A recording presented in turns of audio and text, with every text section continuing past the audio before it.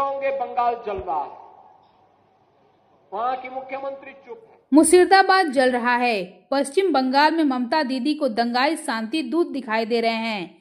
इनका इंतजाम डंडे से ही हो सकता है। पश्चिम बंगाल में हो रहे दंगों में गरीब हिंदू और दलित के घर जलाए जा रहे हैं।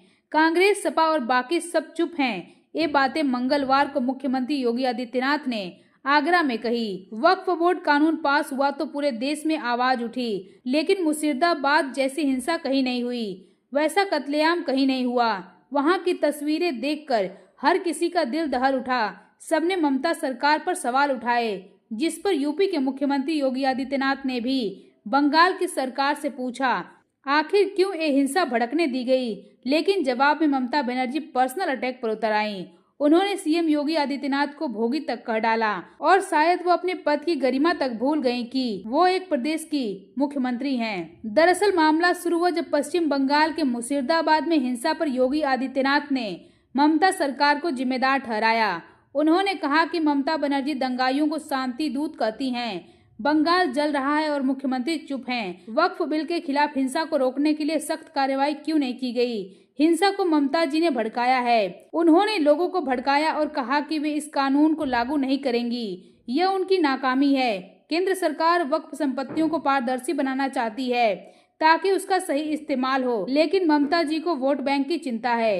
इसके बाद ममता बनर्जी का बयान आया। उन्होंने पलटवार करते हुए कहा कि योगी बड़े बड़े दावे कर रहे हैं। वे कहते हैं कि बंगाल जल रहा है, लेकिन मैं पूछती हूँ योगी जी, आपने अपने राज्य में क्या किया? आप सबसे बड़े भोगी हैं। यूपी में महाकुंभ में कई लोगों की जान गई। वहाँ हर दिन मुठभेड़ में लोग मारे जा रहे हैं। आप लोगों की रैलियां तक नहीं निकलने देते, लेकिन बंगाल पर सवाल उठाने आ जाते हैं। बंगाल में जो कुछ भी हुआ वह वक्फ बिल के खिलाफ लोगों का गुस्सा था। यह केंद्र सरकार की साजिश है और आप उसका हिस्सा हैं। मैं प्रधानमंत्री मोदी से कहती हूँ कि इस भयानक वक्फ बिल को लागू न करें, वरना देश बट जाएगा।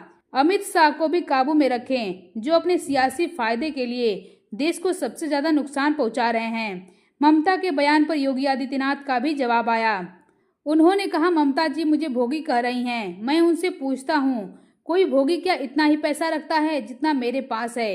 एक जोड़ी कपड़े, एक झोला और कुछ किताबें। मैंने सांसारिक सुखों का त्याग कर दिया है। मैं एक साधु हूँ और साधु की जिंदगी सादगी की होती है। लेकिन जिन्होंने सत्ता के लिए भ्रष्टाचार को गले लगाया, जिसके मंत्री जेल में हैं, वे मुझे भोगी कह रहे हैं। ममता जी पहले अपने गिरेबान में झांकिए।